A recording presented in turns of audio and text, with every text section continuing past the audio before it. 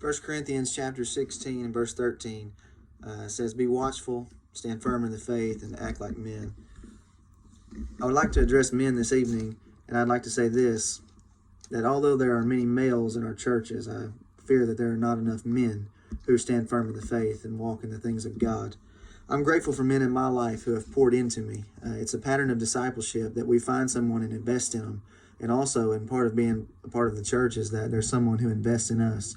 The Apostle Paul was investing in Timothy, and at the same time, Timothy was investing in others. So Timothy had those that he taught, and at the same time, he had a Paul who would pour into him. Who is your Paul, and who is your Timothy? Some men that have poured into me in my life that I'm thankful for. They're great friends to me.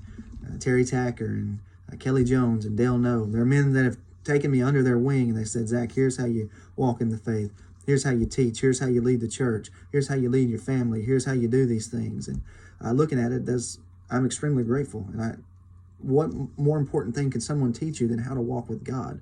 And in turn, then I've been equipped to turn around and teach someone else how to walk with God. So it's just a blessing that keeps flowing.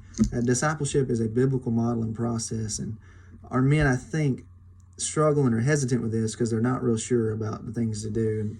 And maybe we haven't trained them in the church properly. I'm not sure, but it needs to be something that's brought to our attention, something that we're made aware of. Imagine if you were a guy that was, let's just say, a football coach, and you were a football coach for 40 years. And there was a young man who came to you and he said, "Hey, I want to be a football coach. Can you teach me how to coach football?" And you told him, you said, "Son, I don't know nothing about coaching football. I don't know nothing about formations. I don't know nothing about plays. I don't know nothing about strength and conditioning. I don't know anything about it." That would probably be pretty evident that you do not know anything about football and that you are not a football coach. I think it should be evident that if we say that we walk with God, that we should be able to teach people how to walk with God. This is a biblical discipleship pattern. This is a great model.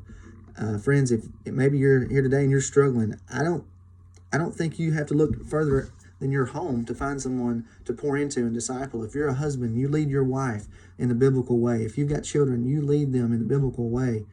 I'm thankful for Terry Tacker, and I'm thankful for Kelly Jones and for Dale No. But they'll never replace my father. They'll never replace the fact that I would get up at 5:30 and see my father on his knees praying and see him reading the scriptures and see him studying the word.